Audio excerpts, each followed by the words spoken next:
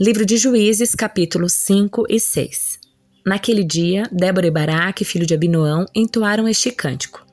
Os líderes de Israel assumiram o comando e o povo os seguiu de boa vontade. Louvem o Senhor. Ouçam, reis, prestem atenção, governantes, pois eu cantarei ao Senhor. Sim, tocarei música para o Senhor, o Deus de Israel. Senhor, quando saíste de Seir e marchaste desde os campos de Edom, a terra tremeu e as nuvens do céu despejaram chuva. Os montes estremeceram na presença do Senhor, o Deus do monte Sinai, na presença do Senhor, o Deus de Israel. Nos dias de Sangar, filho de Anate, e nos dias de Jael, ninguém passava pelas estradas, e os viajantes tomavam caminhos tortuosos. Restavam poucos nos povoados de Israel, até que Débora se levantou como mãe para Israel. Quando Israel escolheu novos deuses, a guerra chegou às portas das cidades, mas não se via um só escudo ou lança entre 40.000 guerreiros de Israel. Meu coração está com os comandantes de Israel, com aqueles que se ofereceram para lutar. Louvem o Senhor. Considerem estas coisas, vocês que montam em jumentas brancas, que se sentam em finas mantas, vocês que caminham pela estrada. Ouçam os músicos dos povoados, reunidos juntos aos bebedouros. Ali relatam as justas vitórias do Senhor, as justas vitórias dos seus camponeses em Israel. Então o povo do Senhor desceu às portas da cidade. Desperte, Débora, desperte, desperte, desperte e entoie um cântico. Levante-se, Baraque, leve embora seus cativos, filho de Abinoão. Então os sobreviventes desceram contra os poderosos. O povo do Senhor marchou por mim contra os guerreiros. Desceram de Efraim, terra que antes pertencia aos amalequitas. Seguiram você, Benjamim, com seus soldados. De Maquir desceram os comandantes, de Zebulon os que levam a vara de comando. Os príncipes de Sacar estavam com Débora e Baraque. Sob suas ordens desceram ao vale, mas na tribo de Ruben houve grande indecisão. Porque ficaram entre os currais ouvindo os pastores assobiarem para os seus rebanhos? Sim, na tribo de Ruben houve grande indecisão.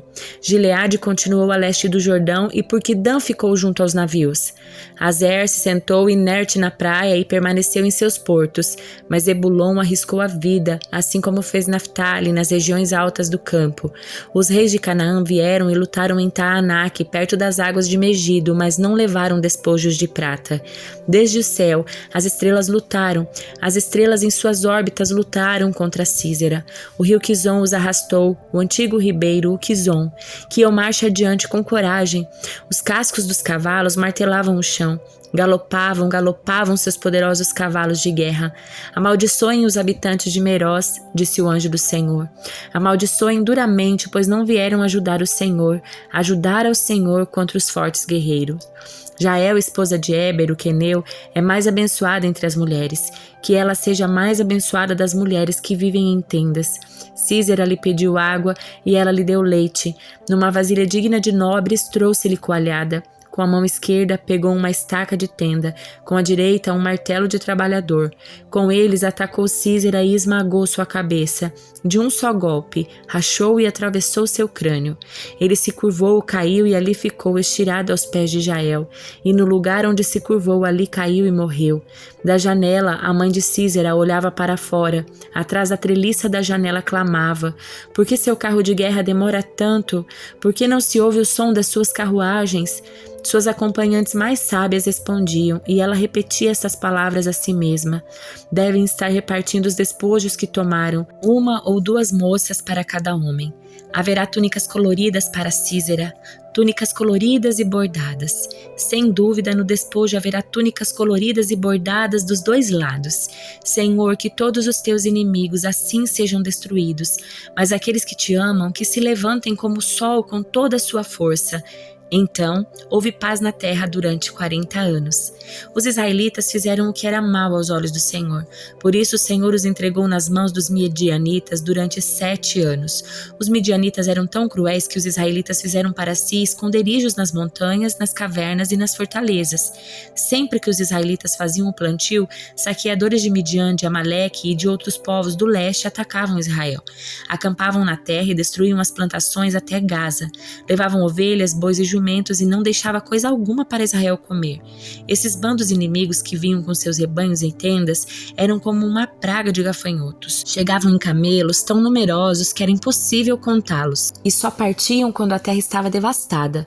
Os midianitas reduziram Israel à mais absoluta pobreza, e o povo pediu socorro ao Senhor. Quando os israelitas clamaram ao Senhor por causa de Midian, o Senhor lhes enviou um profeta que disse: Assim diz o Senhor, Deus de Israel: Eu os tirei da escravidão do Egito.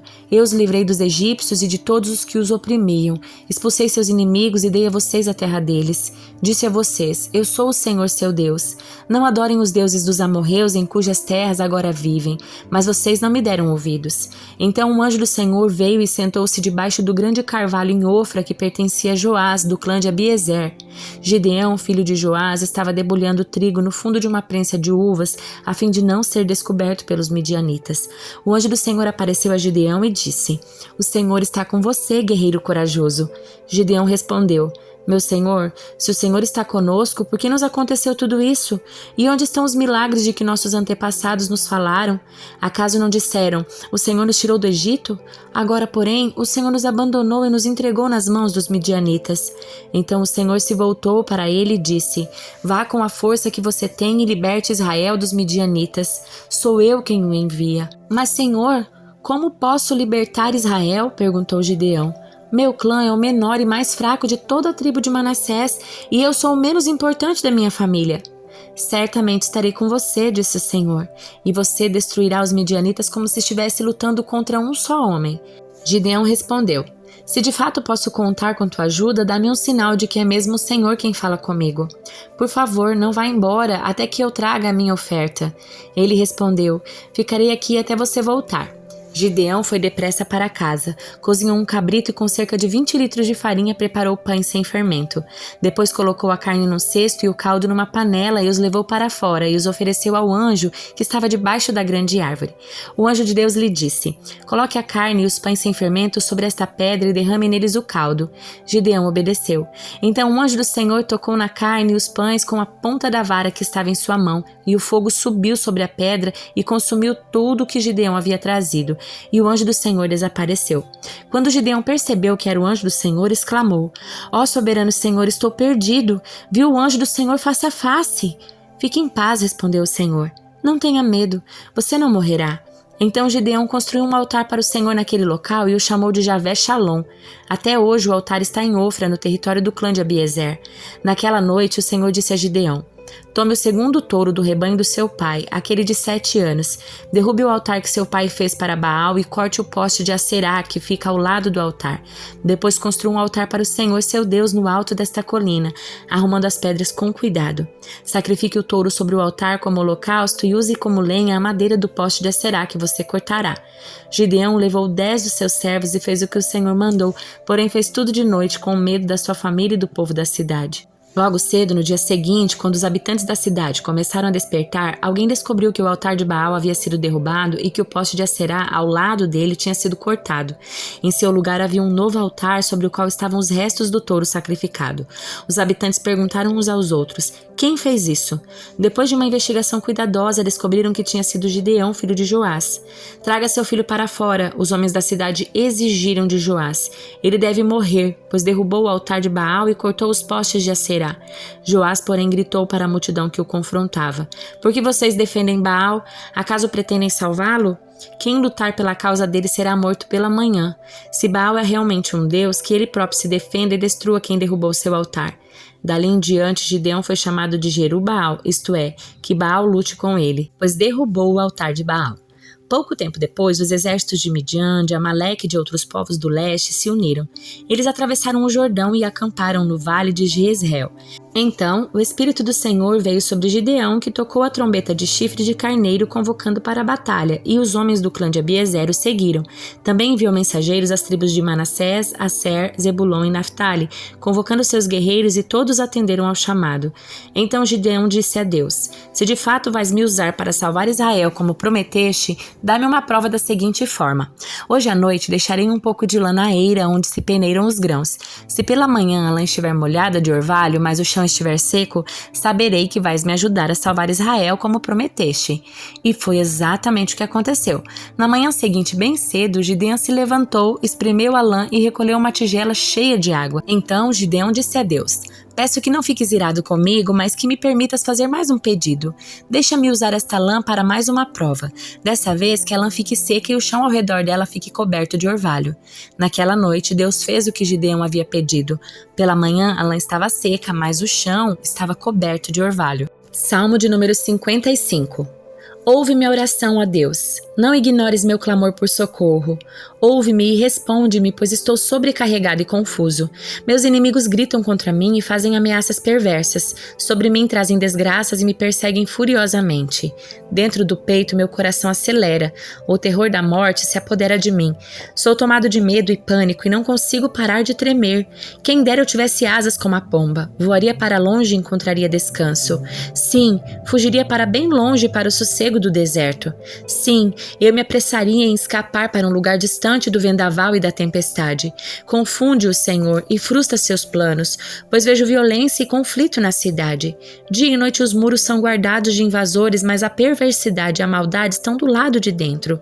Tudo está desmoronando. Ameaça e engano correm soltos pelas ruas. Não é meu inimigo que me insulta. Se fosse, eu poderia suportar. Não são meus adversários que se levantam contra mim. Deles eu poderia me esconder. Antes é você, meu igual, meu companheiro e meu amigo chegado. Como era agradável a comunhão que desfrutávamos quando acompanhávamos a multidão à casa de Deus. Que a morte apanhe meus inimigos de surpresa, que desçam vivos à sepultura, pois a maldade mora dentro deles. Eu, porém, invocarei a Deus e o Senhor me livrará. Pela manhã, ao meio-dia e à noite, clamo angustiado e Ele me ouve. Ele me resgata e me mantém a salvo da batalha, embora muitos ainda estejam contra mim. Deus, que governa desde a eternidade, me ouvirá e lhes dará o que merecem, pois meus inimigos não querem mudar sua conduta. Quanto a meu companheiro, ele traiu seus amigos e não cumpriu suas promessas. Sua fala é macia como manteiga, mas em seu coração há guerra. Suas palavras são suaves como azeite, mas na verdade são punhais. Entregue suas aflições ao Senhor e Ele cuidará de você. Jamais permitirá que o justo tropece e caia. Tu, porém, ó Deus, lançarás os perversos no abismo de destruição. Assassinos e mentirosos morrerão ainda jovens, mas eu sempre confiarei em ti. Livro de Atos, capítulo 20.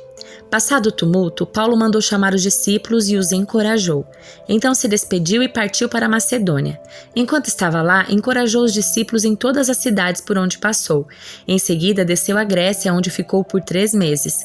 Quando se preparava para navegar de volta à Síria, descobriu que alguns judeus conspiravam contra sua vida e decidiu voltar pela Macedônia. Alguns homens viajavam com ele: Sópatro, filho de Pirro, de Bereia, Aristarco e Secundo de Tessalônica, Gaio de Derbe, Timóteo e Tíquico e Trófimo da província da Ásia. Eles foram adiante e esperavam por nós em Troade. Terminadas a festa dos pães sem fermento, embarcamos num navio em Filipos e 5 dias depois nos reencontramos em Troade, onde ficamos 1 semana. No primeiro dia da semana, nos reunimos com os irmãos de lá para partir o pão. Paulo começou a falar ao povo e, como pretendia embarcar no dia seguinte, continuou até a meia-noite. Na sala, no andar superior, onde estávamos reunidos, era iluminada por muitas lamparinas. O discurso de Paulo se estendeu por horas e um jovem chamado Eutico, que estava sentado no parapeito da janela, ficou muito sonolento. Por fim, adormeceu profundamente, caiu de uma altura de 3 andares e morreu. Paulo desceu, inclinou-se sobre o jovem e o abraçou. Não se desesperem, disse ele, o rapaz está vivo. Então todos subiram novamente, partiram o pão e comeram juntos. Paulo continuou a lhes falar até o amanhecer e depois partiu. Enquanto isso, o jovem foi levado para casa vivo e todos sentiram um grande alívio. Paulo foi por terra até Assos, onde havia definido que devíamos esperar por ele enquanto nós fomos de navio. Encontrou-se conosco em Assos e navegamos juntos até Mitilene. No dia seguinte, passamos em frente à ilha de Quios. No outro dia, atravessamos para a ilha de Samos e um dia depois chegamos a Mileto. Paulo havia decidido não aportar em Éfeso, pois não queria passar mais tempo na província da Ásia. Tinha pressa de chegar a Jerusalém, se possível, para a festa de Pentecostes. Por isso, em Mileto mandou chamar os presbíteros da igreja de Éfeso. Quando chegaram, ele lhes disse: Vocês sabem que desde o dia em que pisei na província da Ásia até agora, fiz o trabalho do Senhor humildemente com muitas lágrimas. Suportei as provações decorrentes das intrigas dos judeus e jamais deixei de dizer a vocês o que precisavam ouvir, seja publicamente, seja em seus lares. Anunciei uma única mensagem tanto para os judeus como para os gregos. É necessário que se arrependam, que se voltem para Deus e tenham fé em Jesus Cristo. Agora, impelido pelo Espírito, vou a Jerusalém. Não sei o que me espera ali, senão que o Espírito Santo me diz em todas as cidades que tenho pela frente prisão e sofrimento. Mas minha vida não vale coisa alguma para mim, a menos que eu a use para completar minha carreira e a missão que me foi dada pelo Senhor Jesus. Dar testemunho das boas novas da graça de Deus. Agora sei que nenhum de vocês a quem anunciei o reino me verá outra vez. Por isso declaro hoje que se alguém se perder não será por minha culpa, pois não deixei de anunciar tudo o que Deus quer que vocês saibam. Portanto, cuidem de si mesmos e do rebanho sobre o qual o Espírito Santo os colocou como bispos a fim de pastorearem sua igreja, comprada com seu próprio sangue. Sei que depois de minha partida surgirão em seu meio falsos mestres, lobos ferozes que não pouparão o rebanho. Até mesmo entre vocês se levantarão homens que distorcerão a verdade a fim de conquistar seguidores. Portanto, vigiem. Lembre-se dos 3 anos que estive com vocês e de como de dia e de noite nunca deixei de aconselhar com lágrimas cada um de vocês. E agora, eu os entrego a Deus e a mensagem de sua graça que pode edificá-los e dar-lhes uma herança junto com tudo que Ele preparou para si. Jamais cobicei a prata e o ouro ou as roupas de alguém. Vocês sabem que estas minhas mãos trabalham para prover as minhas necessidades e as do que estavam comigo. Fui exemplo constante de como podemos, com trabalho árduo, ajudar os necessitados, lembrando as palavras do Senhor Jesus. A bênção maior em dar do que em receber. Quando Paulo terminou de falar, ajoelhou-se e orou com eles. Todos choraram muito enquanto se despediam dele com abraços e beijos. O que mais os entristeceu foi ele ter dito que nunca mais o veriam. Então eles o acompanharam até o navio.